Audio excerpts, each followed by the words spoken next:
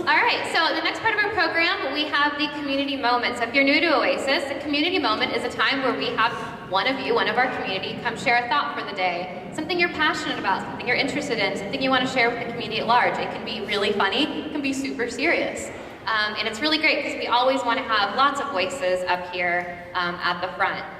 Today, we have a first-time community moment speaker, Melodie Armstrong. And I always like to ask a few things so that you can get to know a little bit more about our speakers. She serves as a family practice physician. Her hobbies are gardening and contra dancing. Did I say that right? Okay. You're going to show us that, right? We did dancing last year. Okay. Well, we can do that in the future. She 3 words to describe her. She said thorough, knowledgeable, and dedicated. And then I said, if you had a warning label, what would it be? She said, if you don't want to know, don't ask. Let's welcome Melodie Armstrong. Can you all hear me? Thank you so much for giving me the moment to talk to you all. Probably, but let me try. I am generally most comfortable way back there in the back where there's no technology and no eyes looking at me, so bear with me. There are only 2 things that would get me up here in front of you. 2 people in the world. One of them is my daughter, and one of them is my mama. That was my intent.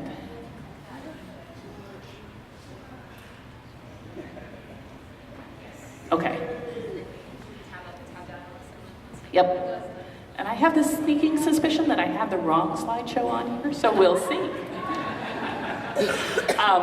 I don't know how it works in your world, but as the mom of a teenager, I always found it ran more smoothly if I stayed at least 1 step ahead of her.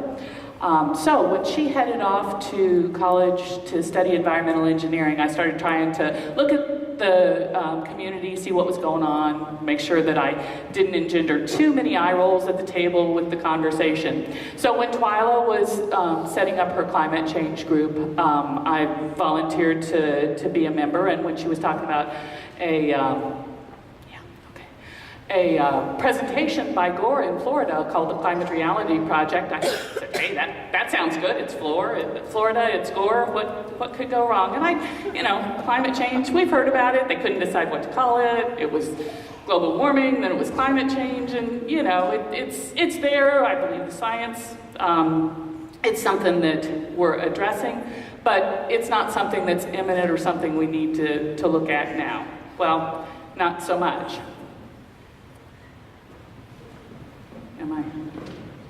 There we go. Okay. And there's my mama. For those of you who saw Twyla's evolutionary talk and met Mama Trilobite, she's a great mama. I have no argument with her as mama, but this is the 21st century. We have modern families. We can have 2, right? And I would argue that this is mama as well. She provides us food and shelter, and like a good mom of a parent, she gives us rules and limits, and things in our world go better when we live within those rules and limitations. This picture was shot in December 24th, 1969 through the porthole of the Apollo capsule. Within 18 months of it coming back and being distributed around the world, the first Earth Day celebration legislation was in place, and the conservation movement had taken hold in the U.S. And I think in part because it highlighted one of the indisputable facts that our mama sits there in the middle of cold black space and is the only place in the universe that we are aware of that life exists. And this picture highlights that little ribbon that you see across the top there is the atmosphere. That is the only thing that protects and maintains life on this planet. So greenhouse gases 101. We've all heard this discussion at one point or another, likely. Energy from the sun comes in, goes through the atmosphere, hits the earth, is absorbed by the Earth as heat or reflected back into the atmosphere. The percentage of that radiation that is reflected back is dependent upon what the atmosphere is made up of. And that's the issue, because here we have the burning of fossil fuels, which release CO2 into the atmosphere. And this was one of the more impressive slides, which really brought the point home to me in Florida. This is Earth, and this is Venus. Average daily temperature on Earth is 59 degrees Fahrenheit. Average daily temperature on Venus is 855 degrees Fahrenheit.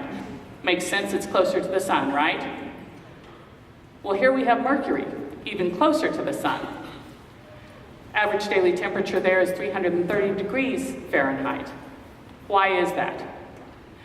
The difference is the atmosphere. The atmosphere of Venus is 92% CO2. It is much more reflective, and therefore the heat is not lost. Personally, 59 degrees Fahrenheit sounds a whole lot more tolerable. So, as we increase the CO2 in the atmosphere, more of that energy is reflected back to the Earth as heat. There are multiple places that greenhouse gases come from. The two major greenhouse gases are CO2 and methane. CO2 is the most prominent by volume. Methane is the most active. We get CO2 from multiple places. Some of them are natural, some of them are man-made. Man-made sources of CO2 include forest burning, industry, coal burning, any type of combustion for energy generation. This is the demonstration of the rise in CO2 emissions since the Industrial Revolution in 1920-1930. We see a dramatic increase, and as that CO2 increases, so do global temperatures, as you see in the red.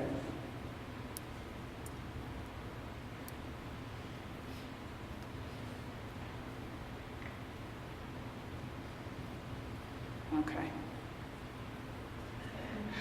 It is estimated that the increase in energy in the atmosphere is equivalent to exploding the 400,000 atomic bombs each day on the surface of the Earth. That the equivalent energy is released by the amount that we are containing within our atmosphere. And as you remember from high school science, energy doesn't go away.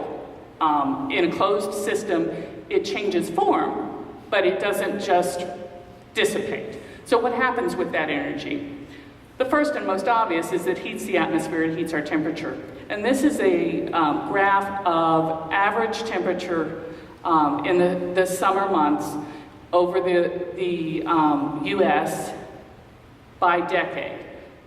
If the average temperature is staying the same, excuse me, then this curve is going to look the same as we go through the decades. If it's moving, then the center of that peak is going to shift. And that's what we see happening. Through 91 to 2001, and 2001 to 2011. Not only is the average temperature rising, but the number of days that are above average are increasing. So the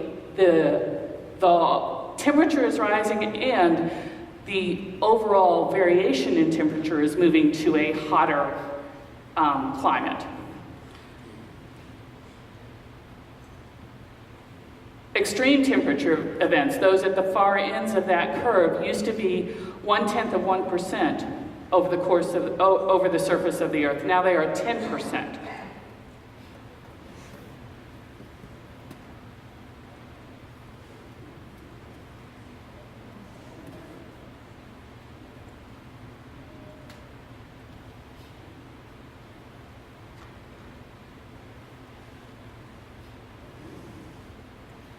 The top 15 hottest years recorded have occurred in the last 20 years, and 2015 was the hottest average temperature recorded. The hottest August ever measured was last August, and it was the 366th month in a row that was above average temperature. And clearly, if you've got higher average temperatures, you're going to have more heat waves and more deaths related to them. But that's not the only effect.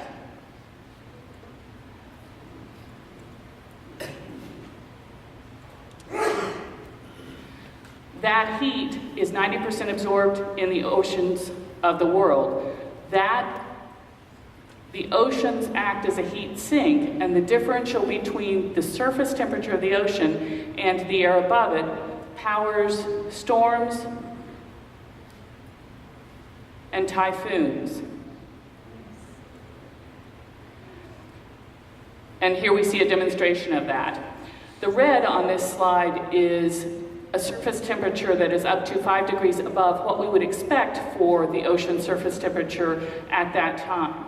And the path of Typhoon Haiyan, before it hit the Philippines, crossed a section of ocean that was undergoing that. And so we had a super typhoon and that type of devastation.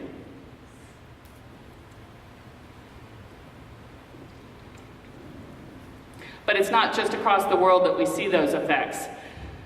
Again, on this slide, the red is a surface temperature of the ocean up to 5 degrees higher than we would expect. And the white is the path of Hurricane Sandy.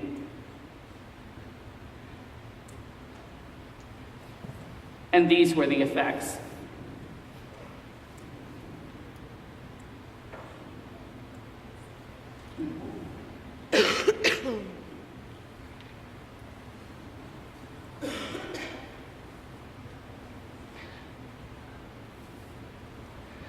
So the tie between the change in global temperature and the change in the weather patterns occurs because, in part, of the hydrologic cycle. Water is evaporated from the surface of the planet, held in the atmosphere, and then precipitates, runs into the creeks and streams and into the ocean, and then is evaporated again. If you have an atmosphere that is warmer, it holds more water. Hot air holds more water than cold air, kind of like it's the magic of blow dryers.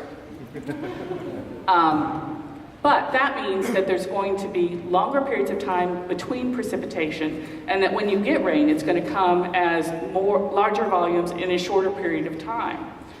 And that's what we're seeing.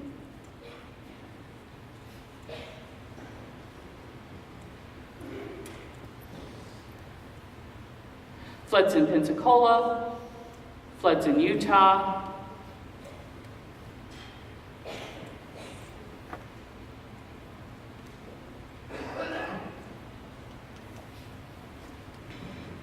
and if you lived in the Midwest, you lived through flooding in the Mississippi. We've all lived through Mississippi flooding. We were here in 92 and 93, but the fact that it happened in the winter is highly unusual and dependent on the fact that that precipitation came as rain and not snow, which is absorbed less slowly and more as runoff, resulting in subsequent flooding.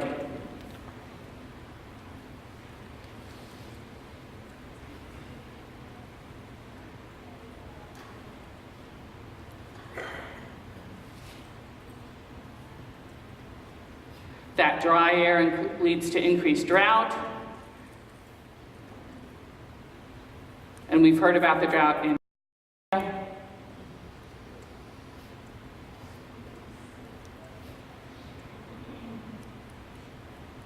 the snowpack in the Sierra Nevadas has reached a 500-year low in 2015.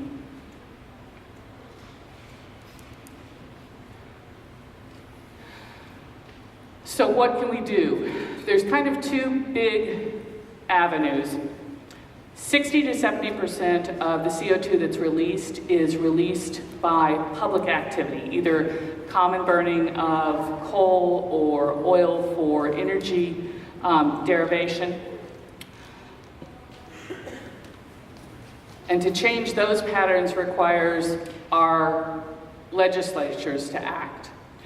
So know who your representatives are. As an individual, you can know your CO2 footprint.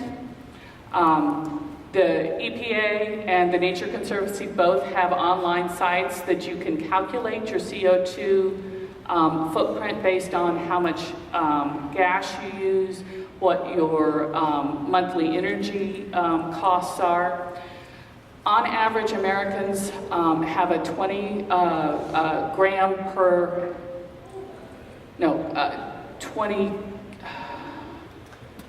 kilogram per year CO2 emissions. Worldwide average is 1, and other third world countries like France and Italy come in at about 5 and 6. So we are about 3 times as much of the problem as our compatriots.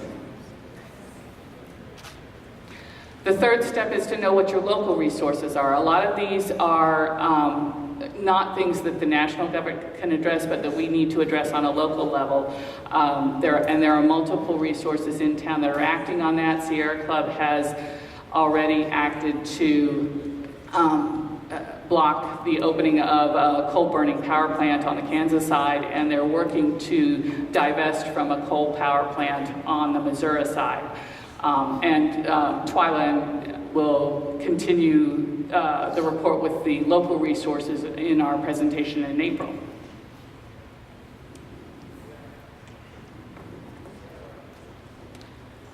Thank you.